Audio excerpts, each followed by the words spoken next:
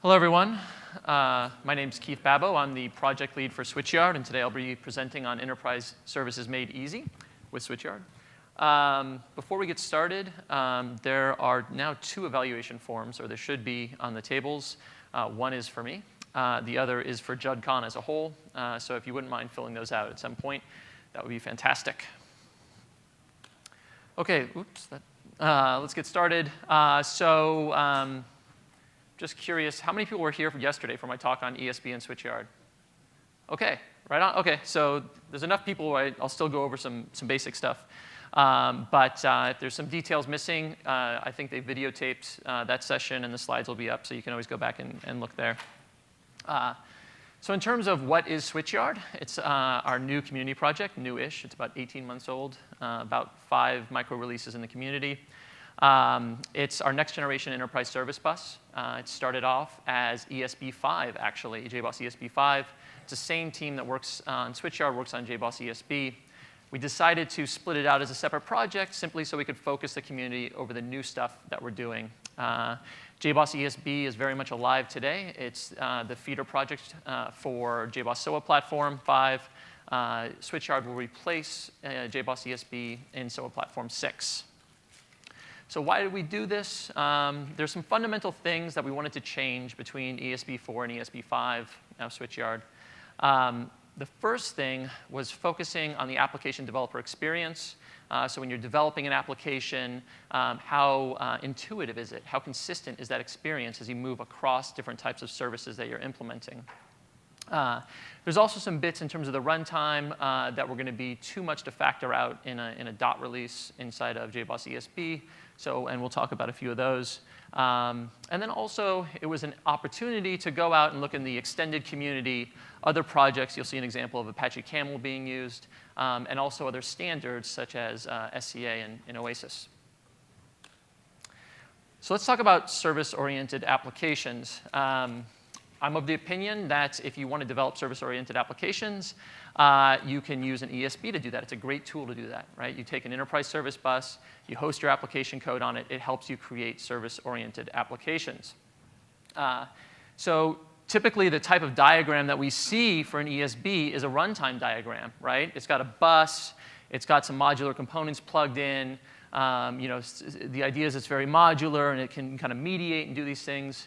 But in terms of how you create applications on it, it's not helpful at all. It's very helpful in terms of the runtime architecture. But how would you create an application? How does this help you create a service-oriented application? It's always been a gap in my mind. So let's talk about service-oriented applications. In this one, let's focus, instead of the runtime architecture of the bus, let's focus on your application. So your application is in that little dotted box. And where you start is with your implementation logic, right? The developer is the most important person involved here.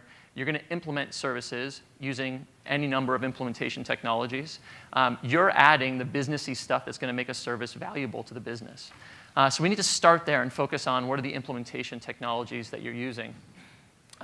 So in SwitchYard, we have a decent array of them. You can do Bean-based services using CDI. You can do Beeple. You can do BPMN2. You can do Drools rule services, so decision services, complex event processing with Drools, routing services with Camel. So there's a lot to choose from, and choice is important, right? You want to have a broad array of choice when you go implement these services. But the other aspect of it is that you don't want to have to learn much, preferably nothing at all, about the underlying runtime, right? You don't want APIs to impose and kind of start polluting your business logic. You don't have to read 300 pages of documentation just to understand how the service implementation you already have will run on this new platform. It'd be nice if it just kind of moved over. So let's look at some examples. The first one I'll do is Bean services. So these are based on CDI in SwitchYard. The idea is you take a Java Bean, a class, add an annotation on it. We automatically generate configuration. When you deploy an app with that in it, we automatically register it in the runtime, so it's available as a service. Easy peasy. You don't really do anything, and you get it all for free. So looking at an example, here's just an interface. This has nothing to do with SwitchYard, right? That's your contract for your service. Here's a Java class that implements that contract. Again, nothing to do with SwitchYard. You add that, and then everything else gets taken care of for you, right? So it's simply adding an annotation. So what about consuming other services? Okay, so yeah, that was easy. But it gets really messy when you start to consume services, right? Because there's details about JMS queues and web services and this type of thing. And I'm dealing with XML now in my service implementation. It turns out that's not the case. You can actually just use the existing a service contract as a Java interface, invoke another service. Behind the scenes, it's something else. You don't care about it, right? So really, with 2 annotations here that we use via CDI, you get all the benefits of service orientation without actually having to bind to the runtime. The other advantage it adds, which I think is a nice bonus, especially with CDI, is CDI plays really well with the web tier, right? So you see, I'm sure you've heard about other projects within JBoss that like Arai or any of the web layer stuff, JSF, et cetera, is all plumbed with CDI. So here we have a form that's basically using a backing bean called order. And we're setting some data on that, and then when you click submit, we're calling a method on it. What that actually looks like in the background, we can see we're injecting a reference to a service. Again, that can be anything, right? And then when we're calling the create method when they're hitting the submit button, and then that's invoking the order service. So super, super easy. That's what it looks like. This is a sad form, don't you think? I mean, this looks like it was made in like 1998. So if somebody in the community is interested, you don't even need to know anything about SwitchYard, really.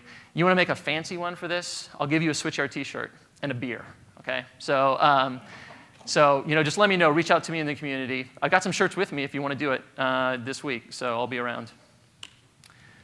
OK, another type of service that we see all the time in SOA and in EAI is like a routing service, right? Who's read Enterprise Integration Patterns by Gregor Hoppe and Bobby Wolf?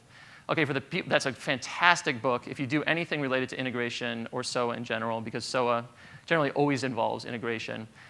Pick up that book. It's a fantastic book. So these are part of the kind of the widgets that they've developed as part of that book. The purpose of the book is basically that there are patterns, right? Just like design patterns, the Gang of Four, there are patterns in integration, right? And we can model those as these primitives for like routing logic, pipes and filters, content-based routing, stuff that everyone's seen before, right? And they just kind of formalize it and say, let's represent this using a pattern. I'm sorry? Enterprise Integration Patterns.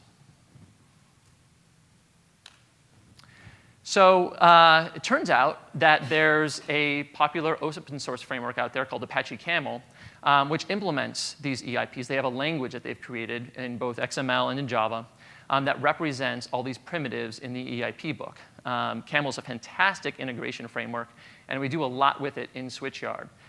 One of the things we do is we allow you to take Camel routes and turn those into services, right? So you take your routing logic, and then you can encapsulate it as a service and reuse it in a lot of different circumstances. So what does that mean to treat it as a service? Well, the first thing we need to do is we need to slap a contract on it, right? So we need to know, people need to know what they're feeding your Camel route, right? Which is not something that's normally documented in Camel directly. And also, we pull out all the endpoint details. So in Camel examples, you see a lot of file, colon, // et cetera. And in SwitchYard, we pull that out, and we actually decouple it, right? So binding abstraction.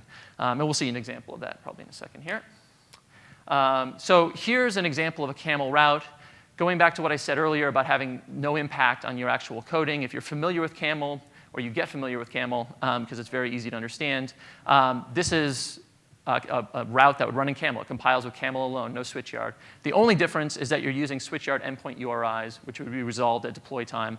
But syntactically, it's exactly identical to an existing Camel route. So really no change to actually turn this into a service in SwitchYard. The other interesting thing is I talked about CDI before, is that you can use those CDI beans actually within your Camel routes. And you can do a lot of stuff with them. You can set headers, little bolt-on logic, integration logic, et cetera, something that shouldn't be a service on its own. Configuring the existing EIP things, like if there's a splitter and aggregator, you can use a bean to kind of control their behavior. So it turns out in Camel, normally you use Spring to do that, and now you have to have an application context, and it's another file you're managing.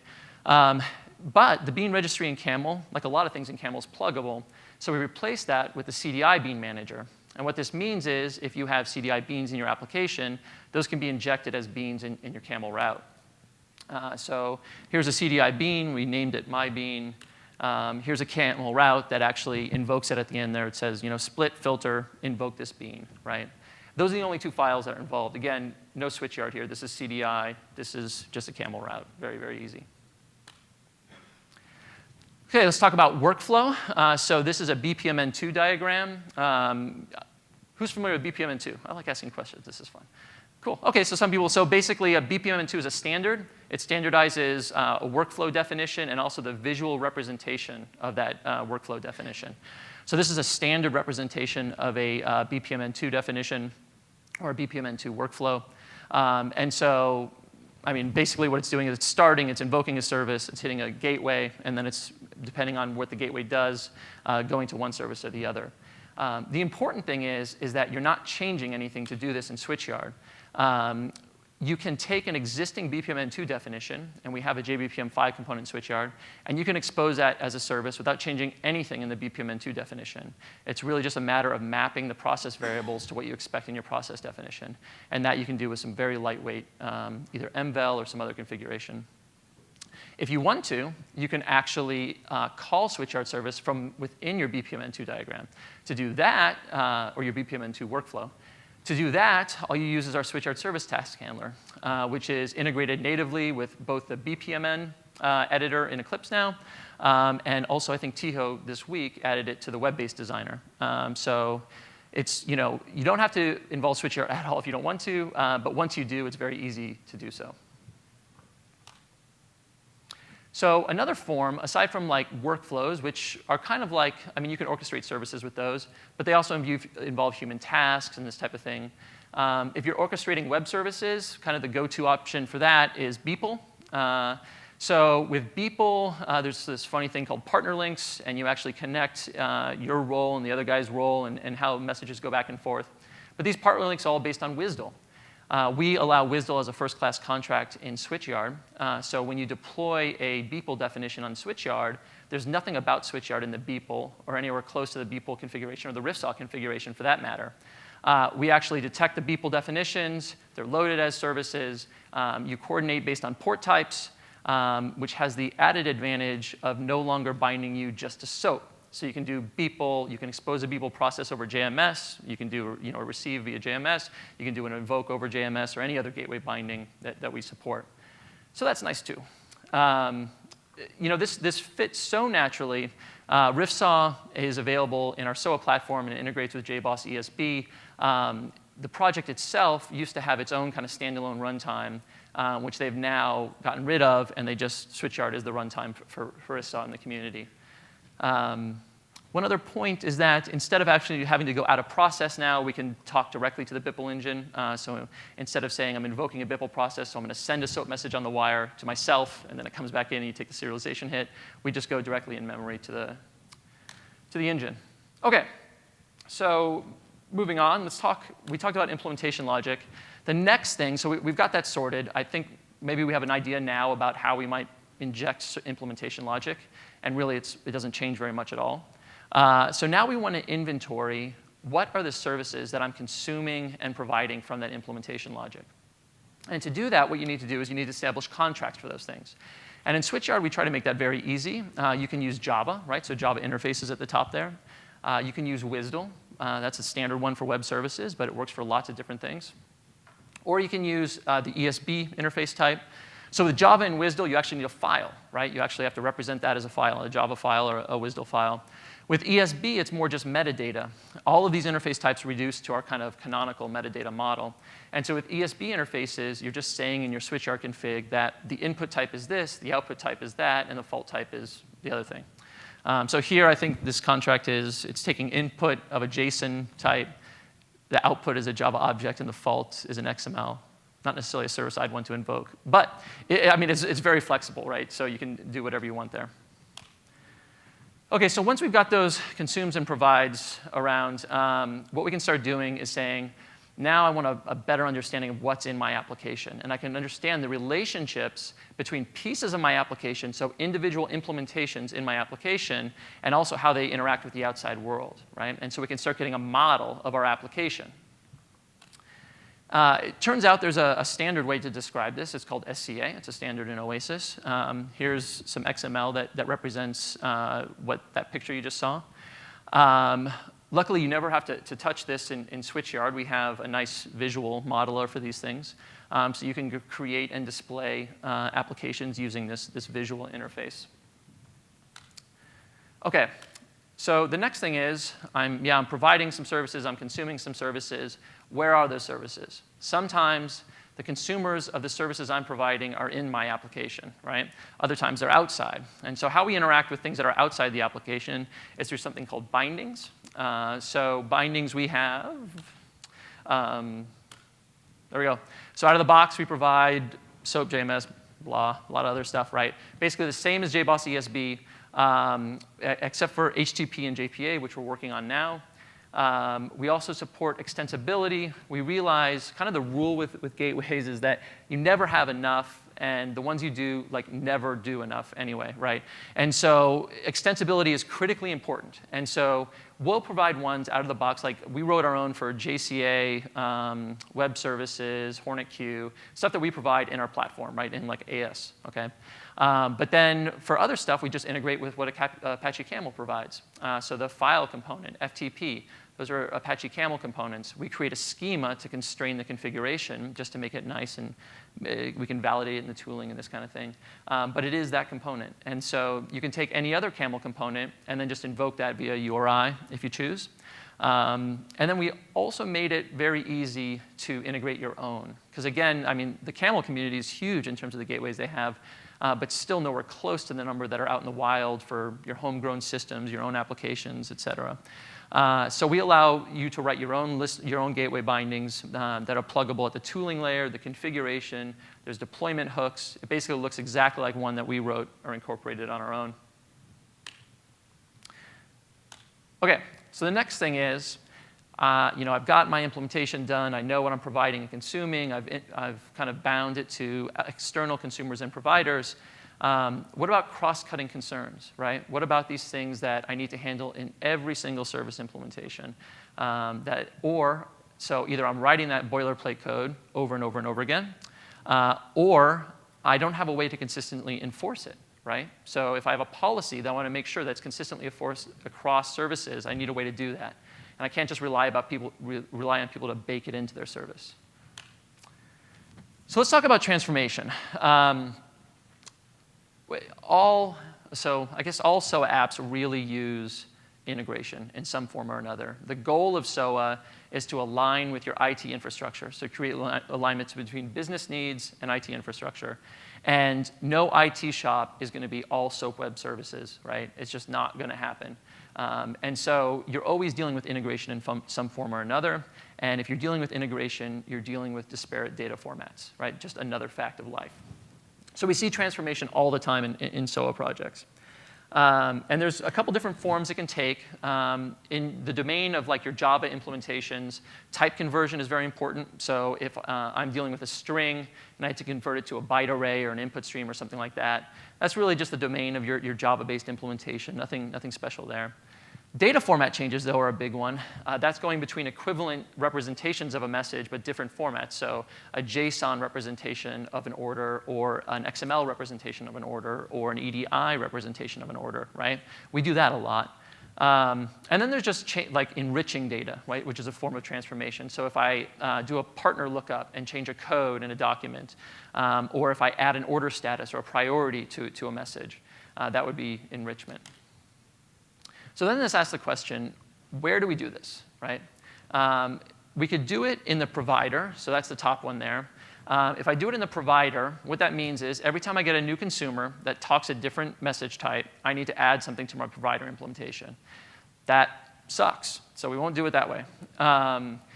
Another way to do it is just say, well, you know what? That's a consumer's problem. The provider always uses the same type. Any consumer that's going to consume me is going to have to play ball with the format I speak. That kind of works. I mean, at least it gets it off of your plate. But the problem is that more and more companies are moving towards canonical data models, right? They realize that always adding new data types at the edge and then incorporating those into the core of their integration infrastructure is not a scalable approach. So they create a canonical data model at the core of their integration infrastructure, and then every edge system that comes in with their own data format, but they have to map to the canonical form, right? Any services in the core only talk canonical, right? And it's very nice to do. But if you do that, then the consumer talks canonical, and he's talking to an edge system. He's going to say, why do I have to change? It's his job to provide the transformation, which is true, right? And so you don't want to bake this into the consumer either. That's a loser. The last one is, well, I want to put some routing logic in between the consumer and the provider. And this is what the ESB normally does. It's a mediator, right? So it's a natural place for it. Unfortunately, a lot of times you have to write the routing code yourself. You have to say, before this guy talks to this other guy, I have to proxy in between there, execute this transform. If you're already doing that and you have that integration route, then it's OK. I mean, it's just another call to a transform, no biggie, right? But if you're not doing that, right, if you don't have routing logic in there, now you have to add it. And that sucks, right? Because that's additional code you have to maintain. It's an additional level, an additional hop between the consumer and the provider. So this is like a maybe. It's like sometimes it works, sometimes not so much. So to address all this, what we did is we came up with this concept of declarative transformation in SwitchYard. And so we already know the types you're using because you declare those in contracts. So when you consume a service and you provide a service, you have an interface, and then we know what types you exchange. So when you consume a service, it's got a type, and we know the provider's type. So we can actually say, well, these don't match, right? I need a transformer to actually transform between these. And then so we can look at registered transformers and say, is there something that resolves these two, solves this kind of impedance mismatch? And then when we find it, we actually execute that for you. And so you don't have to write that code ever. So here we have support transformations for Java, JAX-B, XSLT, JSON, and SMOOCs. SMOOCs would be like the nuclear option. I mean, you can do pretty much anything with SMOOCs. So here's an example of doing a Java-based transformer. Java is very flexible too. For simple transformations, you can just kind of go in and write a quick 2 or 3 lines, no biggie. When they get really complex, Java maybe not the best idea. But you can see that if I package this with my application, I add a NAT transformer. This one's going from an XML to a Java object. We'll pick that up when you deploy your application, automatically register it for you. And then whenever those two types are exchanged on the bus, we'll invoke this transformation. So another thing, actually, we did a workshop in Japan a while ago. And when I was talking about declarative transformation, someone asked a question. They said, would that work for validating types, right? And I was like, yes, you are awesome, dude. And so it turns out that it works great, right? Because now we're just not saying from or to. We're just saying whenever you see this type, run a validation, right? And so the same type of code that you're constantly sprinkling around to say, is this a valid object or not, you can actually centralize that now, deploy it with your application, decouple it. And you also get the benefit of adding validators across applications. Before, someone could forget to add a validation step, right? But now I can enforce this as a cross-cutting concern and say this always has to be in valid form when it goes over the bus. And I think for that, it's Java and XSD right now, right? Is that right? OK, yeah. So you can write a Java validator, or you can use XSD. OK, next thing. This gets me on my soapbox a bit. So we have kind of like our complete application over there on the right. And now we want to test it, right? And so traditionally, what this means is like it's a black box, right? We're going to test it from the outside. We're going to push a message in. And 9 times out of 10, that app blows up because we haven't tested at any point before that. And you fat-fingered something, just configuration element's wrong. It always happens. So that sucks. And so what we'd prefer to do is have a model where we can test inside our application, right? Just blow that black box off of it and say, I want to test individual elements of my application as I develop it. And so this way, I don't have to just do that black box big bang testing at the end. So we've invested quite a bit of time in providing this. We have our own test runner that it bootstraps the SwitchYard runtime. Anytime you run a unit test, it deploys the application under test. And then you have some fine-grained control via these things called mix-ins. So if there's an element of your application that is JCA-based, or you're exercising a transformation, or you want to scan for Bean services, you can use these mix-ins. You can declare them in your test class, and we'll automatically pick that up for you. And then I'll have some helper methods for doing various things. Really, the end goal with all of this stuff, though, is just to make it as easy as possible to test your services, right? Because we want to encourage that iterative test model of iteratively testing your services as you develop them. Here's an example of a service test. So you can see here, we annotate this with run with the SwitchYard test runner. That'll actually bootstrap the runtime inside the unit test and deploy the application. We see a use of a mixin, a CDI mixin here. And this just indicates to the test runner that it should go find those at-service beans and go ahead and generate config and deploy them. We can, for test clients, basically we can inject a direct reference, an invoker to the service on the bus, which we do here. So that way we can test services directly, independent of their binding. When you call the methods, it's actually sending the message over the bus. That's all. Here's some other examples. There's a smooks mixin if you want to exercise your transformations independent of your business logic, which now is important, right? Because we're saying you can declare those transformers. They're independent of the business logic. So testing them independent of the business logic is also important. And then finally, you can do other kind of fancy things. You can override the configuration. So let's say you wanted to test 5 different flavors of configuration inside your unit test. Well, then you can have at it with the config parameter. OK, so let's do a demo here. I'm going to spend quite a bit of time in the demo. This is a funny picture, by the way. I was browsing OpenClipArt, because that's just something I do. And I found this. It's actually from a NASA brochure for kids called Your Brain in Space, right? I thought that was kind of cool. But apparently this is like, this is the lesson where they talk about when you get lightheaded and like how to, like kind of get blood to your brain. And so you just kind of like, hunker down. But I thought it was appropriate because by this time I've been talking too much and everybody's kind of bored. What's up? Are those Santa's boots, by the way? Do you see those there? I mean, like, all right, let's go back into the demo. All right. So for this demo, I'm going to actually show a lot of different things, different pieces of SwitchYard. I'm really trying to entice you here to download. We just came out with 0.5 beta 1 this week. I'd like to have people play with it and give us feedback on how the tooling comes together. So what I'm going to do is I'm going to build. I created the empty project already, but there's nothing in it. There's no boilerplate helper code or tests or anything like that. So everything I'm going to do is completely from scratch today. Just remember that when the app is kind of cheesy, but it'll show a lot of different things. All right, let's see. I do not seem to be in a good resolution here. There we go. Let me just resize this real quick because going down to 1024 is not fun. All right, that'll do for now, I think. So right now we have an empty application. This is the visual modeler that you saw a picture of earlier. And what I want to do is create maybe an application that does invoice processing, right? So it accepts an invoice and then decides whether to pay it. So let's open up.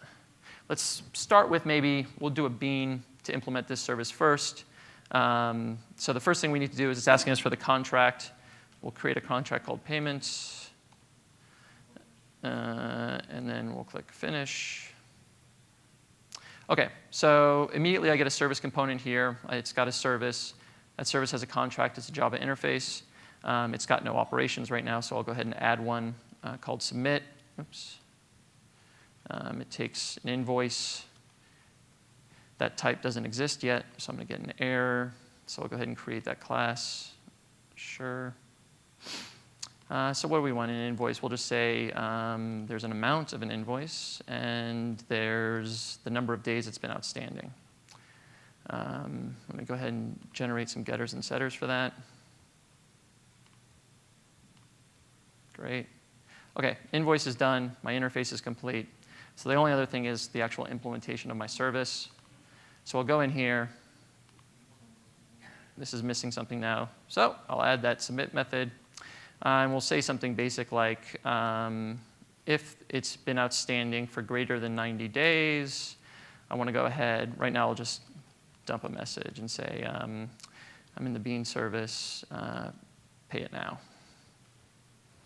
And if it's not, it's younger than 90 days, I'll go ahead and say, Bean file for later. OK, so now we've created our service, right? It's got a Java contract. It's got a basic CDI Bean implementation. So before I move on and do anything else with this, I want to test it, okay? And to do that, what I can do is I can actually click on the service and create a unit test class for it, right? So I'll go ahead and do that, and that'll create a unit test. And that's got a lot of stuff I just showed you on the slide. And so what I'll do is I'll go ahead and say create, we'll do a new invoice here. And then we'll set some information on that, like the days out is what I'm really interested in testing right now. So if I say 18 and then look out with the invoice, we're not going to do any assertions. We're just going to look in the log right now. So I'll go ahead and run that test. It's going to show up in the console. Let's see. OK, right? So Bean file for later. Let me set it to 180, and let's see what happens. Run the test again. Again, in the process of this test running, it's bootstrapping the entire SwitchYard runtime and deploying the application, and it's quite quick. But it says pay it now, right? All right, so that's cool. Let's move on. Let's set our sights higher. So we've created this service. Now we want other people to be able to invoke it, right? This is just available in the application right now. So what I want to do is in SwitchYard or in SCA, what we say is we promote that, right? We say, OK, this is going to be available outside the application, and I want to expose it over SOAP. So the first thing I want to do is I've got a Java interface for this now. I'm going to need a WSDL to expose it over SOAP. So I'm going to generate that WSDL from the Java interface. OK, that's done. I just created that. And now I'm going to promote it. And I'm going to say, use that WSDL interface that I just created. Say finish. There's that bad boy. And so I want to add a SOAP binding, I said. So I'll add a SOAP binding on there. We'll specify the WSDL that we created. Everything else looks good. What I'm going to do is I'm going to use, there's a transformer involved here. I'm going to use a JAX-B transformer. So I'm going to go ahead and tell the SOAP binding to unwrap the payload. It's going to use doclit wrapped, which is going to put the operation name around the body. So I'll just instruct the SOAP gateway to go ahead and unwrap that. Great. OK, so now I've got my SOAP binding. It's linked up with the service that I'm offering. I mentioned that transformer that I want to create. So what I'll do is I'll just annotate this. One of the transformers we have is a JAX-B transformer. So I'll just annotate this as a JAX-B object, and I'll say the name is invoice. Import that. OK, great. So now my little domain object has a JAX-B element on it. And so if I double click on this, I'll get the interface. This gives me the WSDL, which has a namespace, which right now I need for the transformer definition. I come in here, I go to properties, and I get a nice property sheet for I want to add. This is going to, let me see if I can expand this so you get a better idea of where things stand here. OK, so this is one of the properties of the application is the number of transforms that are available. What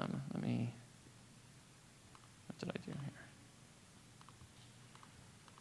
Oh, Brian's going to hear it from me. Hold on one sec. That stupid dialogue sometimes. There it is. OK, so what I want to do is I want to add a transform for JAX-B. So what I'll do is I'll click on Add, JAX-B. I'm going the to type is going to be Java, because that's what's in the Bean service. So we'll say example.ez.invoice. The from type is an XML type. We actually have all these types in our metadata, so there should be drop-down lists here. This is one of the things that'll be in 0.5 final that's not in beta. Right now, I just have to know what they are, which kind of stinks, but is correctable. OK, so I've got my transformer defined now, right? I've got the SOAP binding. I got the service implementation. Let's deploy this to AS7 and see what happens. Maybe it'll work. Maybe it'll blow up. Run on server. And there's the server I want to run it on. And let's see. There we go. OK. Gosh, this resolution, it's impossible to see stuff. OK, there it is. It was deployed. That's the URL for it. Let me pop this into SOAP UI. Right there. And there's a submit. And then we'll say the amount of the invoice. Let's say it was $100. Days out was 150. And then when I submit this, Let's go. There's no response because it's a one-way. But if I go in here and look, the Bean service says pay it now, right? Good to go. All right, so now I just kind of created a SOAP-based Bean service. This could really be anything, though. It doesn't have to be a Bean. So what I want to do is I'm just going to remove this. I'm going to change the app now. I'm going to start having fun with it. And every time I change it, I'll redeploy it. And that just will start popping up the console every time. So that's why I removed it from the server. So let's have some more fun. We've got this app created. Maybe I decide that Java, the Java implementation is not going to scale. I want to add more routing logic, right? So what I can do, I've already got the model of my application. And this is kind of what my application looks like. But the how is really in the service implementation. Kind of the cool thing is I can actually just arbitrarily change what's in what's the services are implemented as. So let me come into implementations here and move this down. And I'm going to replace that Bean with a Camel DSL route. And this says, are you sure you want to? And I'm like, yes, it's awesome. So we'll say, go ahead and create that. All right, great. So now, instead of a Bean service, it's a Camel Java route. I can actually create the same type of logic. So I'll say it's called a choice. And then I'll say when. And I'll use a simple expression here. And I'll say when the body dot days out let's see, is greater than 90. Then I'm just going to log again. I'm going to say we're in Camel now, so pay now, right? Same implementation logic. Oops, I don't want that yet. Otherwise, let's go ahead and say Camel. Nope. All right, great. So now we've implemented that. Let's go back. We've already written a test, so we can test the same implementation logic using the existing test we have. Nothing changes there. So I'll open that up, and I'll run it. And let me get this console up a little bit more. Again, it deploys the application, and Camel saying pay it now, right? Let's make sure I didn't mess anything up. We'll go back to 18. We'll run it again. This exercises the other part of the Java route. Yep, nope, we're not going to pay it. OK, so that was interesting. You know, it's nice for job security if you constantly change these things. So let's change the Camel route now to a BPMN business process. So I'm going to go and create a new business process and show an example of creating the same exact thing using BPMN2. So I'll go and delete this. Wow, those are really big for this small resolution. So this might look weird. Let's make that much bigger. And I'll can that for now. All right. Gosh. OK, the first thing we need to do is add a gateway. And what a gateway basically says is kind of like a conditional. So I'll add a gateway here. This diagram's going to look really ugly because I can barely fit everything on this resolution. And then we want to add for right now, we'll add a script task here. And then we'll add another script task here. And then for both of these, we'll go to an end state down there, end event down there. We'll hook the rest of these up. Connectors, sequence flow. So you can see conceptually, this is pretty much the same thing that we just had. It's kind of tough to. Oops. No, I don't want to do that. Wow, that is really ugly. I'm not doing BPMN2 justice here, am I? Let's make that look a little bit prettier. Oh. There we go. OK, so these are all standard BPMN2 things. You can move this around and make it look nicer. But the idea is the process starts, right? I'm immediately going to say I'm going to exercise a conditional and then go one of two paths. And then obviously, I'm already exposing this as a SwitchYard service. Let's see if I can. I'm kind of determined to screw something up so it breaks so I can show that this test works. So let's just keep pushing the envelope here. We'll call it a diverging gateway. And what that means is it's got to go one direction or the other. We're going to add a sequence flow. So on those edges, we're going to add our conditional.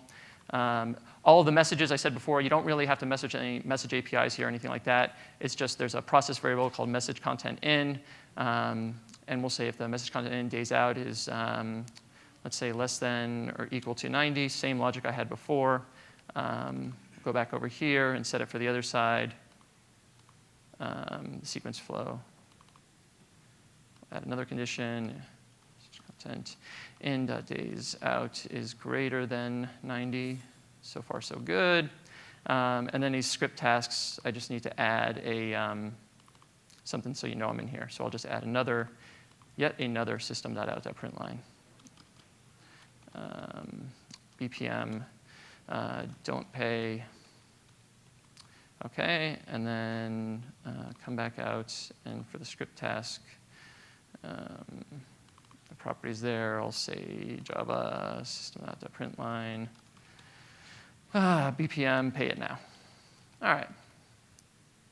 OK, with all that, I had to screw something up. Let's see what happens. So again, I can run the same test. Nothing else changes. I just changed the implementation. Get the payments test here. Run that. And let's see if uh-oh, that didn't look like something. No, it succeeded. That's a bummer. OK, so BPM don't pay. If I'd set it to 180, maybe I screwed the conditional up. Let's see. Nope, it worked. Pay it now. OK, so still working. Push the envelope further.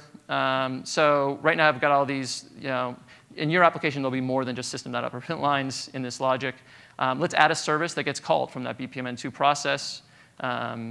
See if I can squeeze that. This needs to get smaller. And this needs to get, there we go. So in this case, we'll just add a bean component. Bam. We're going to be lazy and use the same Java interface for the sake of time. And we'll call it accounts paid. There's the name. Cool, we're good on time. All right, so here's the Bean implementation. Even though I'm calling a service, again, system.out.println. Let's see. Let's make it something different. If you're a fan of Games of Thrones, you know what this is, and you're also a nerd like me. OK, there we go. So now I need to hook these up, right? So that means I need to declare a reference over here in this service. So I'll go ahead and add that. We know the interface type is payments. Yay. And now we just need to hook these two together and say, OK, this one is calling that one. Great. So the only other thing I haven't done is updated my business logic, which I will do now to call this service instead. So I delete that, and then I just say, you know what? Call a SwitchYard service instead on this path. There's probably a way to do this without deleting this edge, but I don't know what it is. I'm not an expert in these things. So let's just add that back again. And then we're going to need to look at the properties of that guy and say it only has one operation, so we don't have to worry about that. We're just going to specify the service name, which I think was accounts paid.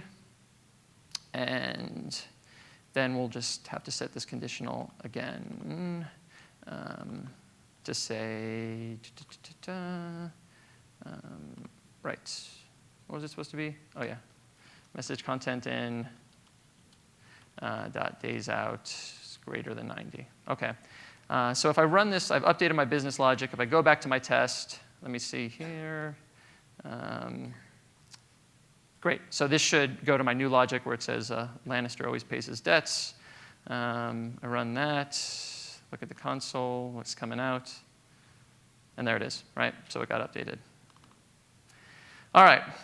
Let's jump back to the presentation real quick and wrap this up. OK, a few other things. I've been showing a lot the Eclipse stuff off a lot, but we also have Forge tooling, which is great if you saw anything from Lincoln this week. Forge is kind of like a combination of a shell and a wizard. It's super cool. If you use a Maven archetype, it creates an empty project, right? Forge is kind of like that, except for you can create services just with shell commands past that. We have a whole bunch of SwitchYard plugins that plug into that. So if Eclipse is not your thing, or maybe you like the shell just to get bootstrapped real quickly, you can use Forge. In terms of where you can deploy this, it works on AS7. It works in OpenShift. I don't know if anybody saw Bill DeCost's talk earlier today, but a lot of his examples use SwitchYard on OpenShift, which is our cloud, like our PaaS kind of solution.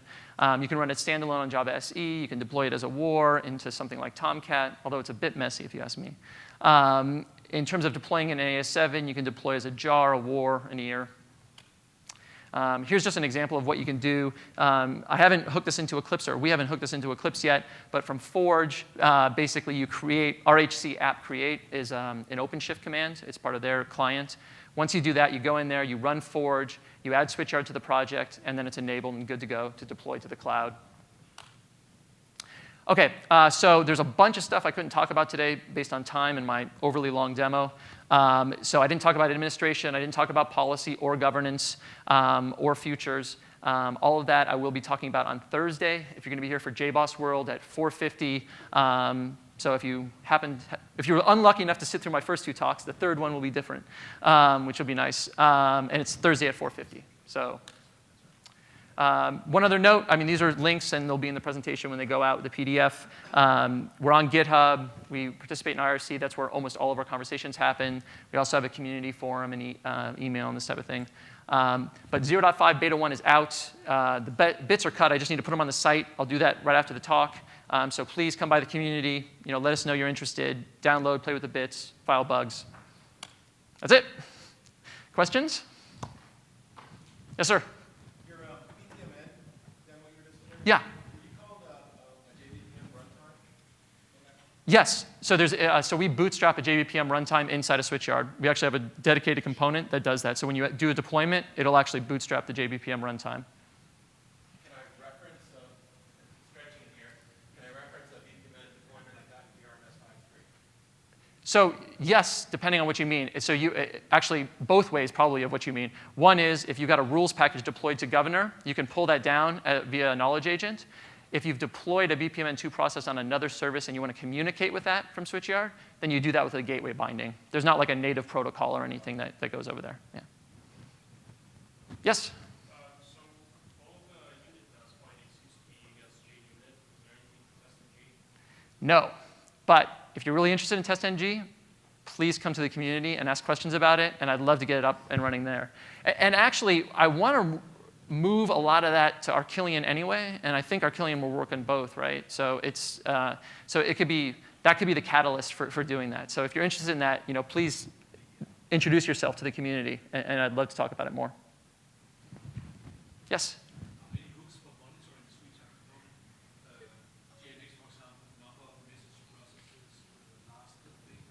Yes, and so we have the basic stuff now, service metrics basically, and it's the administration stuff. Are you gonna be here on Thursday? Excellent, come to my talk because I'll demo that, right? And you get to see the whole, it's really nice, it's integrated with the AS7 admin console, it looks really nice, and we're at the tip of the iceberg with how cool that's gonna get. We're gonna do some really cool stuff later. Anything else? Yes?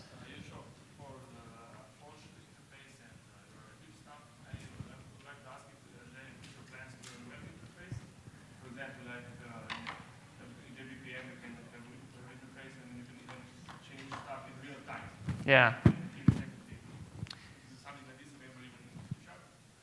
I hope so, but we don't have anything right now, right? So right now, I want that badly, and maybe with other communities, we can work with the Drools community and stuff to start to maybe, if they can modularize what they've got and make it extensible, then we can start taking advantage of that. But right now, the tooling in terms of creating applications is Forge and Eclipse with our tools. Yes?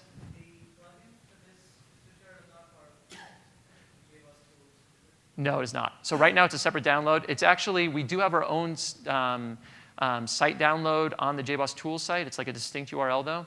And I know Max and I are going to end up talking this week about getting this into the normal one. So it'll be there soon. But right now, you have to install it separately. Yes? A couple questions. On the Studio piece, what version of Studio do you have? 5. I only tested it with 5. So 5 just came out in GA. Yeah, right. It also works. There's instructions for just using plain Eclipse, like 3.7.2, and then just installing a little bit of JBoss Tools and then our stuff. I think it's just the main requirement we have for JBoss Tools is the Maven support. And it only works with AS7. Right. I mean, it's like I said, we did have it on AS6 before. I don't think that would help you much, but like we had it on AS6 before, and then just we didn't think anybody really wanted it, and so we just said, let's just go with AS7. Yeah. Yeah. But soon 6. We'll light a fire under Ken on that one. OK, cool. Well, thanks very much.